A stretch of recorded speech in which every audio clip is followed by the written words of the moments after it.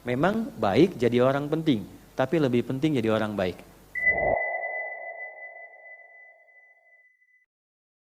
Memang baik jadi orang penting, tapi lebih penting jadi orang baik.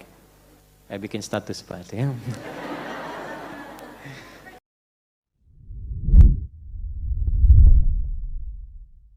Al-Quran selalu menampilkan hal-hal istimewa yang penting dalam hidup. Sesuatu yang penting, yang dahsyat, yang agung itu disebut dengan naba. Karena itu pembawa berita penting yang istimewa disebut dengan nabi. Semua yang dibawa nabi itu penting, sekalipun terlihat kecil dan sederhana. Nabi senyum, senyumnya nabi itu penting. Sehingga ketika kita meniru, kita menjadi orang penting.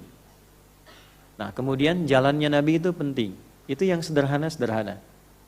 Apalagi yang kompleks, menjadi seorang suami, menjadi ayah, menjadi pekerja, menjadi pemimpin. Lalu semua yang terkait dengan Nabi itu orang-orang penting. Dan hebatnya, di balik kepentingannya, mereka orang baik.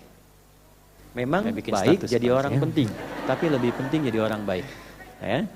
Nah ini penting dan baik menyatulah pada diri Nabi. Ketika kepentingan dan kebaikan menyatu, maka berubah maknanya menjadi uswah. Laqad kana lakum fi Rasulillahi uswatun hasanah. Digabungkan keduanya jadi suri teladan. Nah, naba memberikan keteladanan kepada kita dengan beberapa pesan-pesan penting. Dari 40 ayat telah kita simpulkan. Yaitu pertama, terbiasakan selalu mencari informasi yang baik-baik, yang penting-penting. Jangan diskusi pada yang tidak penting. Persiapkan diri kita dengan peta jalan yang panjang. Jangan hanya menyiapkan kegiatan-kegiatan dengan kurikulum duniawi saja. Nanti besok punya rumah kapan, rumahnya seluas apa, kendaraan mau berapa, itu baru duniawi. Sedangkan capaian kita sampai pulang ke akhirat. Karena itu doanya, Rabbana atina fid dunya wa fil akhirati wa qina. Nah, maka jika ingin menjadi orang penting di hadapan Allah dan catatan kita menjadi baik, berusahalah untuk membekali diri pada hal-hal yang penting, siapkan kurikulum sampai dengan kita kembali kepada Allah, dan jangan mengatur yang sudah diatur oleh Allah. Cukup jalani aturan itu, jangan banyak diperdebatkan, seperti orang dulu banyak berdiskusi membahas tentang waktu kiamat, lupa mempersiapkan menjelang kiamat. Oleh karena itulah silahkan bertebaran.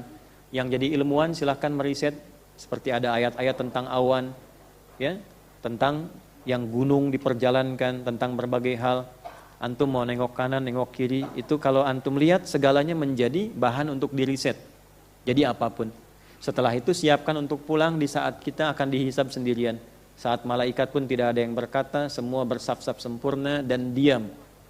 Dengan seluruh ketaatan kepatuhan kepada Allah, kecuali yang diizinkan bicara, dia bicara.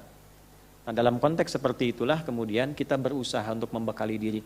Dalam apapun kondisinya. Dicontohkanlah di surah kemudian, di An-Nazi'at, tentang penguat-penguat persiapan pulang, tentang tugas malaikat, tentang bagaimana dibandingkan malaikat yang sempurna saja masih tetap ibadah, maka bagaimana dengan kita yang tidak sempurna, yang harus terjaga selalu dalam kebaikan, itu penting meningkatkan diri. Maka dirinci cara meningkatkan dirinya di surah Abasa untuk mendalami pengetahuan yang terbebas dari semua sekat-sekat batasan fisik dan keadaan. Jangan dibatasi, orang ingin menuntut ilmu itu harus sempurna secara fisiknya dalam sudut pandang manusia.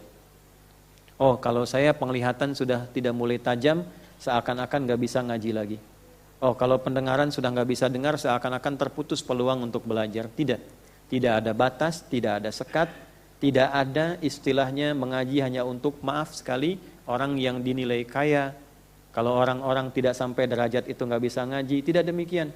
Karena Allah akan berikan pelajaran besar melalui surah berikutnya di surah Abasa itu, tentang terbukanya semua peluang untuk mengaji bagi siapapun dengan sosok yang terlihat oleh manusia biasa tapi istimewa di hadapan Allah.